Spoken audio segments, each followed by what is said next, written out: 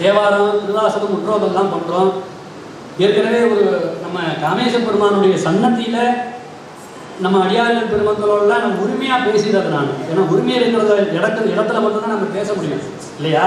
உரிமை இல்லைன்னா சரி நோக்கத்தில் இருக்காங்க, நம்ம எதுக்கெல்லாம் ரொம்ப ஏதாவது நினச்சிக்காங்களோன்னு வந்துடலாம். அப்போது நம்ம ஆளுடைய அடிகள் திருக்கூட்டத்து அன்பர்கள்லாம் காமேச பெருமான் திருமுன்பு உட்காந்து தேவாரம் திருவாசகம்லாம் பாடிட்டு இருந்தாங்க. அப்போது வந்து மனசில் பட்டதை ஓப்பனாக பேசிடுறது நம்ம. அவங்க நல்ல விதமாக நடத்தினாலும் சரி, அது இவங்களா அது மண்டகமாக பேசுகிறான்னு நடத்தினாலும் சரின்னு சொல்லிட்டு நம்முடைய கடமை நம்ம சொல்லிவிடணும்னு சில ஆன்மாக்களுக்கு தானே சொல்ல முடியும். அப்போது நம்ம அடியார்கள்ட்ட சொல்லும் பொழுது பிரமாதமாக இருக்குது. சுவாமி இறைவன் பக்திக்கு மயங்குவார், பக்திக்கு கட்டுப்பட்டவர் தான்.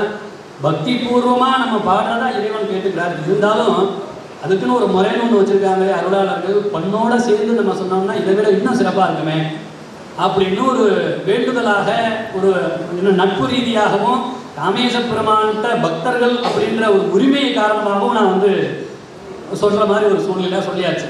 உடனே என்ன பண்ணாங்க, பாலாண்ணா மற்ற சிவனடியார்கள் எல்லாம் சேர்ந்து தேவார ஆசிரியர் ஒருத்தருக்கு நியமனம் பண்ணி பிரதி சனிக்கிழமை தேவார ஆசிரியர் அடிப்படையிலிருந்து பண்ணோட பாடுறதுக்கு உண்டான அத்தனை விஷயங்களையும் கிட்டத்தட்ட ஒரு 6 மாதம் இருக்குமா, 6 மாதத்துக்கு மேலாக பிரதி சனிக்கிழமை முசிறியில் ஒரு தேவார ஆசிரியர் வந்து பண்ணுன்னா என்ன, அது எப்படி நம்ம வந்து பாடணுங்கிறத அடித்தளத்திலிருந்து சொல்லி கொடுத்துட்ருக்காரு.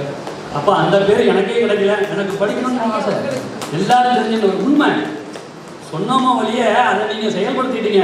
அதனுடைய அடிகள் திருக்கூட்டத்தில் நானும் பாலாண்ணா சொல்லிகிட்டே இருப்பேன், நானும் ஒரு வகுப்புக்கு வரேன், நேரில் வரணும். இந்த பிராரப்த கர்மா என்ன ஆகுது, நம்மளை வந்து போக விட மாட்டேங்குது. இப்போ பண்ணோட பாடுறது தேவாரம் பாடல், வந்து கந்த சட்டி கவச்சம் மெட்டில் பாடுறது, மற்ற பாட்டு மெட்டில் பாடுறது, அவங்களுக்கு புரிகிற மாதிரி பாடுறது ரைட்டு, பக்தி. அந்த பக்திக்கு இறைவன் வந்து அனுகிரகம் பண்ணுறாரு இல்லை. ஆனால் இந்த ஒருவாரையா ஒரு வார்த்தை சொன்னாராம், திரு எறும்பியூர்லேருந்து ஒருவாரையா வந்து சொல்லி கொடுத்துருக்காங்க. அவங்க வந்து வகுப்பு எடுக்கும்போது ஒரு உதாரணம் சொன்னாராம். அந்த உதாரணம் எனக்கு ரொம்ப பிடிச்சி போச்சு. வீட்டு மாப்பிள்ளை நம்ம வீட்டுக்கு சாப்பிட வர்றார். அவர் வந்து நம்மள்கிட்ட எதையும் எதிர்பார்க்க மாட்டார். பழையது போட்டாலும் சாப்பிட்டு போயிடுவார். அப்படிங்கிறதுக்காக மாப்பிள்ளை வரும்போதெல்லாம் பழையது போட்டால் அது நியாயமா? அவருக்கு அது பெருந்தன்மை, ஆனால் நமக்கு அது நியாயமா?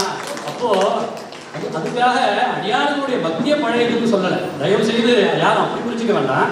எளிமைக்காக அந்த வார்த்தையை ஐயா சொல்லியிருக்காங்க. அந்த மாதிரி இப்போ எடுத்துக்காட்டா அது சொன்னால் கூட ஒரு சாதாரணமாக ஏதாவது ஒரு புளி சாதம் தயிர் சாதம் போட்டாவே மாப்பிள்ளை சாப்பிட்டு போயிடுறாருன்னா அவருடைய திருநாளுக்கு வந்திருக்கும் போதும் அதே போட்டோம்னா முறையில். அது போல் சுவாமி நீ எந்த ஒரு பண்ணே இல்லாமல் நீ சொன்னாலும் கேட்டுட்டு போயிடுவார். இருந்தாலும் அதே பண்ணாமல் நம்மளும் முயற்சி பண்ணி பண்ணொத்து பாடணும் அப்படின்ற ஒரு எண்ணம் வர்றது மிகப்பெரிய சிறப்பு.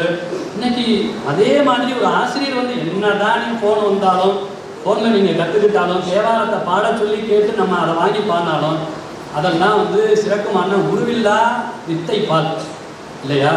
ஒரு குருநாதர் ஒருத்தர் இருந்து இப்படி சொல்லுங்கன்னு சொல்லி கொடுக்குற விஷயம் அது ஏன் அப்படி அப்படின்னா, அந்த குருநாதர் பிறந்ததுலேருந்து அந்த நாள் வரைக்கும் உண்டான அனுபவத்தையும் சேர்த்து உங்களுக்கு கொடுப்பார்.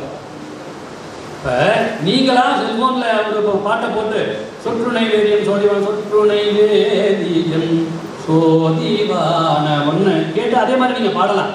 அது ஒரு தேனி ஒரு மலர்ச்சோலைக்குள்ளே போய் ஒரு தேனாக சேகரித்து அதில் கசப்பும் இருக்கும் இனிப்பும் இருக்கும் எல்லாம் இது பண்ணி அதை பார்த்து அதுக்கப்புறம் சேர்த்து வைக்கிற மாதிரி. ஆனால் ஒரு குருநாதர்னு ஒருத்தர் இருந்து அவர் சொல்லிக் கொடுக்குற விஷயம் எப்படி தெரியுமா, தேன்கூட்டிலேருந்து அழகாக அதை ஃபில்ட்ரு பண்ணி கொண்டு வந்து உங்கள் கையில் கொடுத்து சாப்பிடுன்னு சொல்கிற மாதிரி.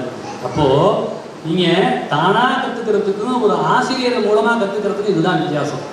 அப்போ அது என்ன தேனா, அந்த தேன் இல்லாமல் வெறும் ஆடையெல்லாம் தெரியாது, அதையும் நம்ம சாப்பிடணும்.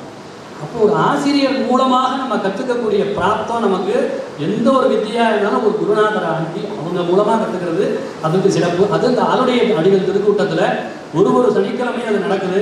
எல்லா அன்பர்களும் வாய்ப்பு கிடைக்கக்கூடிய அன்பர்கள் எல்லாம் சனிக்கிழமை மாலை எத்தனை மணிக்குமா? 6 to 9, 7 மணியிலேருந்து 9 மணி வரைக்கும் இந்த முஸ்லிம் ஆளுடைய அடிகள் திருக்கூட்டம் சார்பாக தேவார வகுப்பு திரு எறும்பியூர்லேருந்து ஒருவாரையா வந்து முறைப்படி சொல்லிக் கொடுக்குறாங்க. வாய்ப்பு கிடைக்கிறவங்க அதை பயன்படுத்திங்க. நானும் அந்த வகுப்புக்கு வந்து மாணவனாக சேர போகிறேன். எல்லாரும் சேரணும், ஒன்றும் பாடணும். அதில் படிப்புக்கு வயசுலாம் கிடையாது.